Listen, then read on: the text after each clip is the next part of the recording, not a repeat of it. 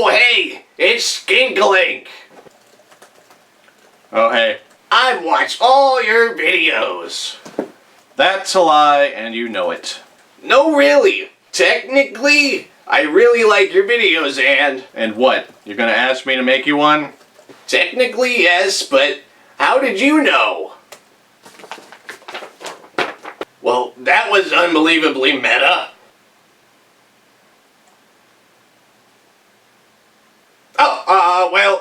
Yeah, I need a video done, and technically, I need it done tomorrow. Alright, well, my going rate is... Whoa, I have to pay you? Yeah, making videos is a service that... But you're like a freelancer, right?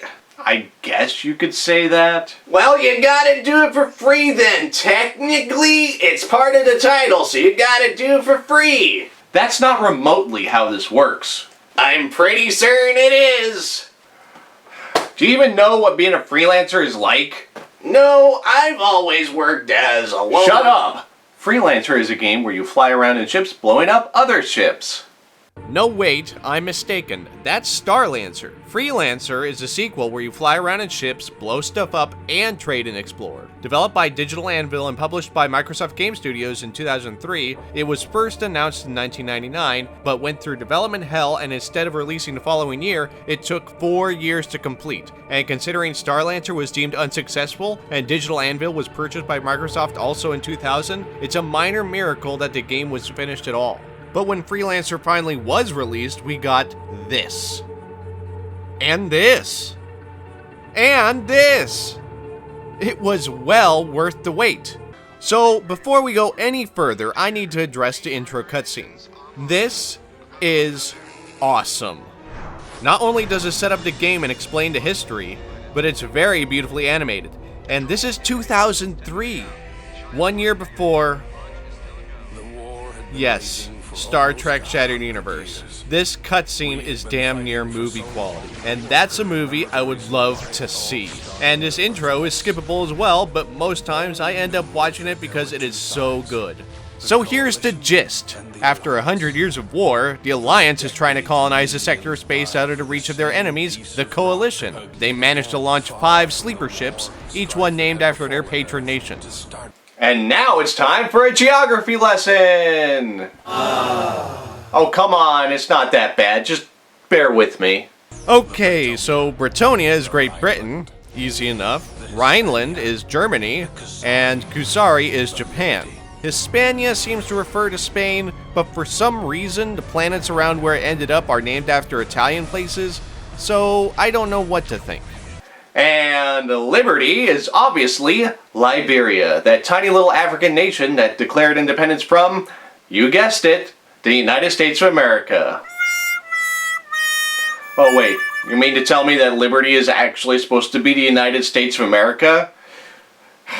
I guess I could see it, I don't know. What sets Freelancer apart from other space games of the time was a very expansive explorable universe. Or at least for 2 months until EVE Online released. Who would have known? So in Freelancer, you operate a ship and you can do all manner of things such as exploring other solar systems, of which there are over 49 different systems to fly around in, including some that aren't even on the official map. You can also trade commodities between planets and stations in order to maximize profits and upgrade your ship. The trade system is actually pretty well put together also. Each landing point you visit gets saved, so if you get cargo, you can instantly see how much it's worth anywhere you've already visited, and this incentivizes you to explore because of it. What? I like space capitalism.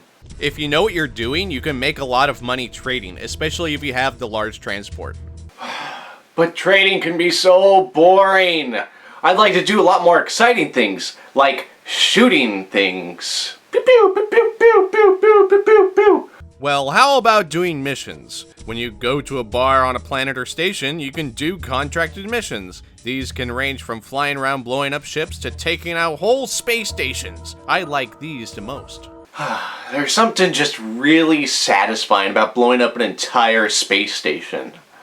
It's cathartic, really.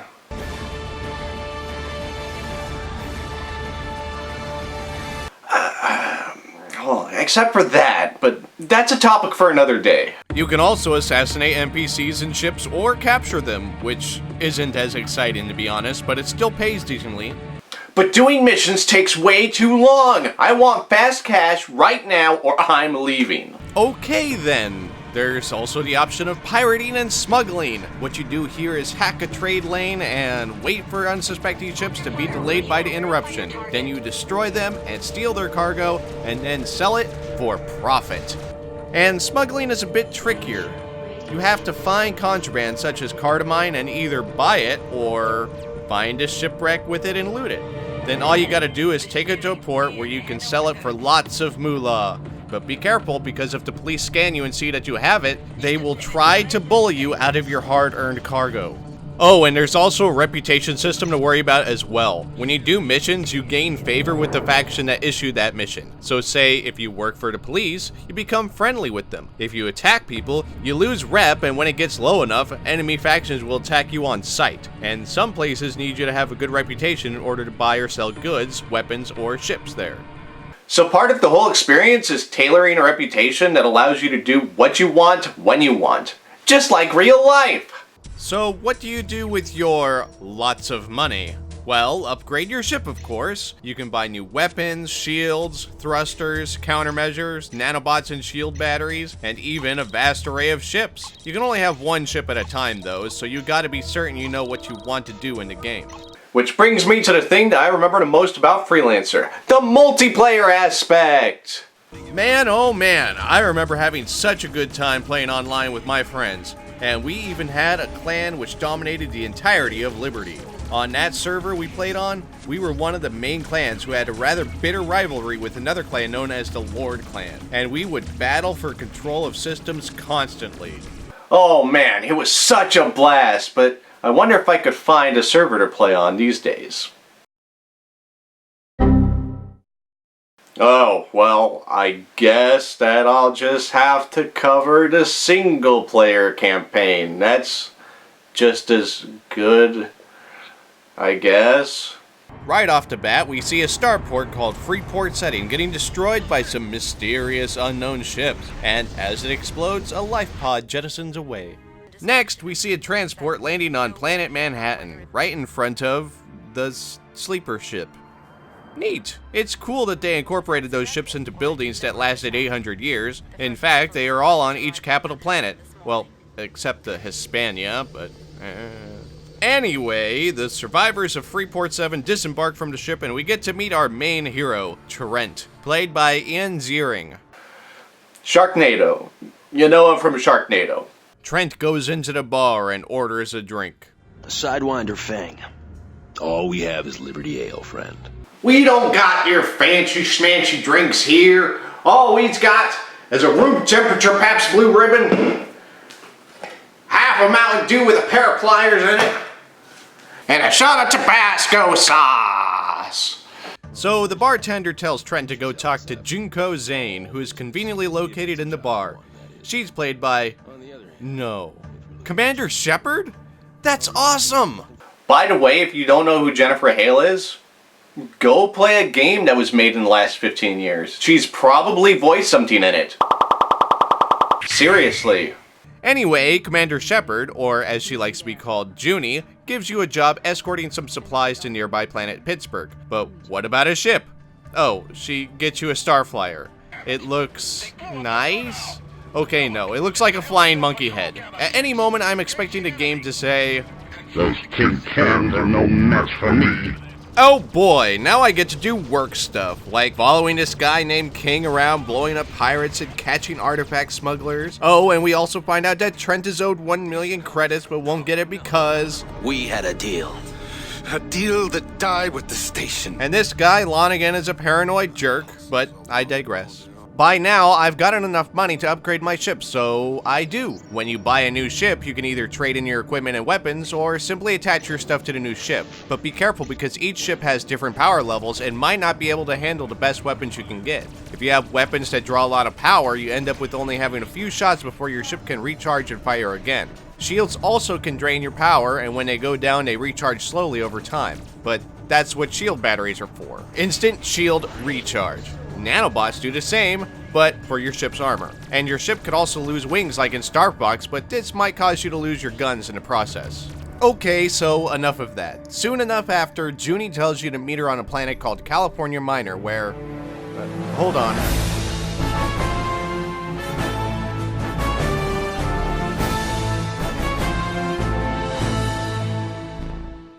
Okay, now, where were we? Oh yeah, so Junie has another job for us, and it turns out that Lonigan is dead. Oh, and he's the leader of the Order, apparently. Okay, well, that plot kind of went nowhere. Actually, that kind of happens a lot in this game. Like when you first enter the California system, there's a dude who asks you to meet up and then gets blown up. I guess it's only there to give the impression that weird stuff is happening and that you're inexplicably involved, but, I guess I don't have a joke here, so... Look at this cat! Look at this fluffy cat! Just look at him. And look at this fluffy cat! And this fluffy cat! Look at him!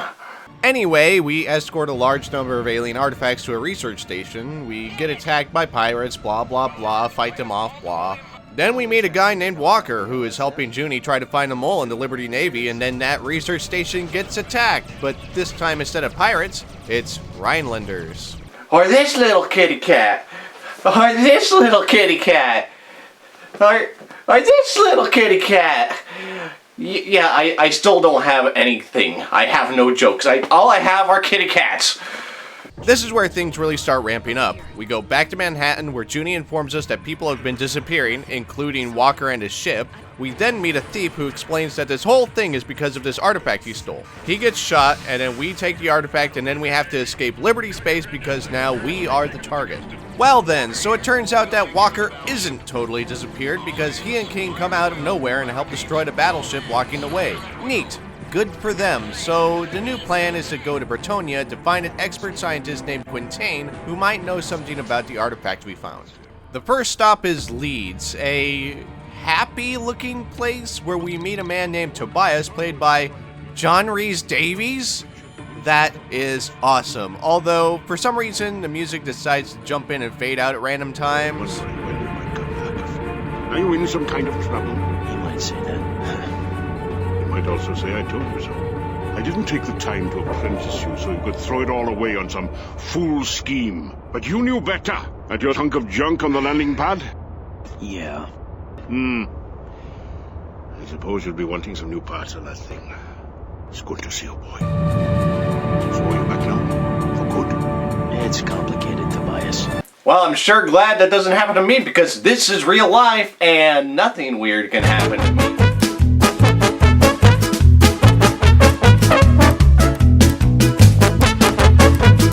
Anyway, we upgrade the ship, and then get a tip that Quintain's apprentice is in a nearby system and that the Rhinelanders are hot on a trail. We get to the planet where we find Dr. Sinclair, played by Cree Summer. And if you don't know who Cree Summer is, then I'm truly sorry. I'd send a bouquet of flowers to your funeral, except for you obviously haven't lived. How was that, Brain? I mean, Hermes? Was that good? Was that a good joke? Was that a good burn? So, after our heroes very aggressively convince Sinclair that they are not the threat... Still not enough of a connection for you?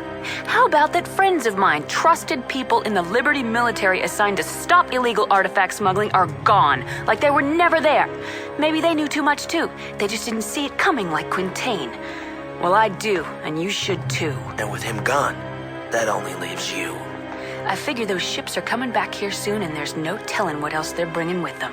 You, Doctor, can either be a live scientist on the run or a dead one in the ground. Which will it be? I'm not really familiar with the good cop, bad cop routine, but I'm reasonably certain that's not how it works. But for now, escape again, back to Leeds, where the majority of the comedy in the game lies. But I see you've been in good company. Junie, meet Tobias. Richard Winston Tobias Esquire, dear lady. Tobias sort of, raised me. And from such humble beginnings, your head grew to its present size? We're all clear. Nobody followed us. Good. And who do we have here? Another girl? Tell me, boy, what have you been doing? by it. What? I can't remember when I ever saw such a vision of loveliness. Oh, brother. Well, wait, that's it? That's all the funny bits? They even had funny music and everything, but it's like they tried, but it wasn't that funny. The music also reminds me of like those old silent movies where someone is trying to cause mischief, but very poorly.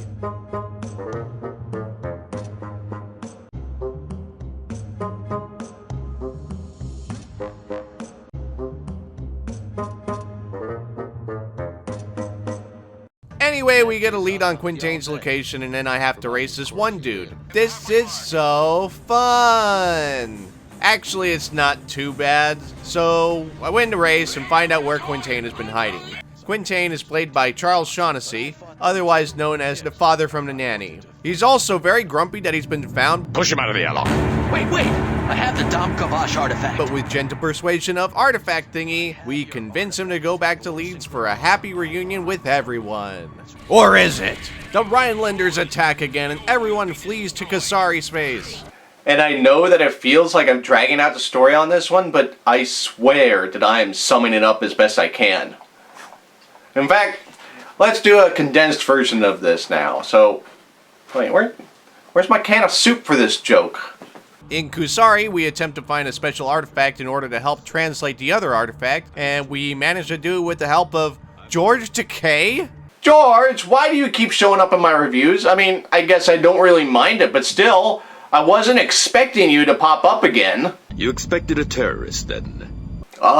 You're about the last person I'd ever expect to be a terrorist, George.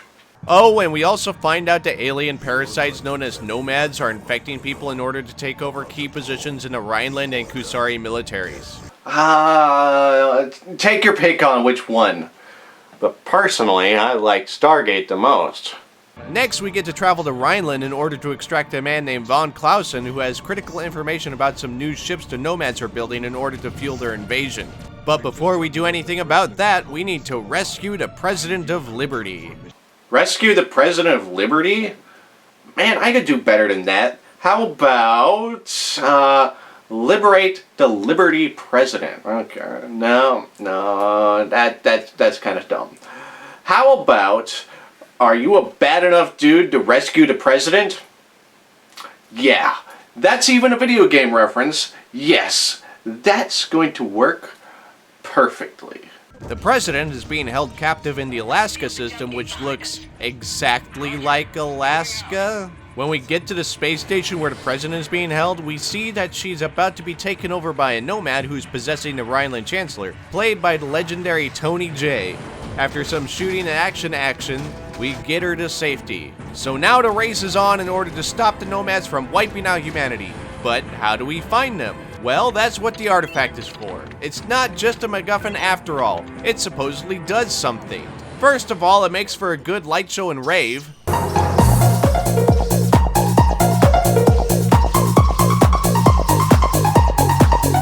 And then it becomes a map showing where Luke Skywalker is. So we go to the place and they have this hypergate, which in absolutely no way reminds me of Babylon 5 Third Space. Oh, come on. Tell me I'm not the only person who's seen that. Come on.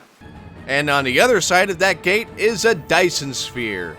Okay, I'm impressed, but what's inside the sphere? It's a kind of temple or something, but in order to take it down, we need to destroy all these shield generators. Or just two. Whatever. Trent fires off the artifact. Everyone goes home to Planet Manhattan, and Tony J appears once more to tell Trent that his first name sucks. Trent. Edison. What an unusual name.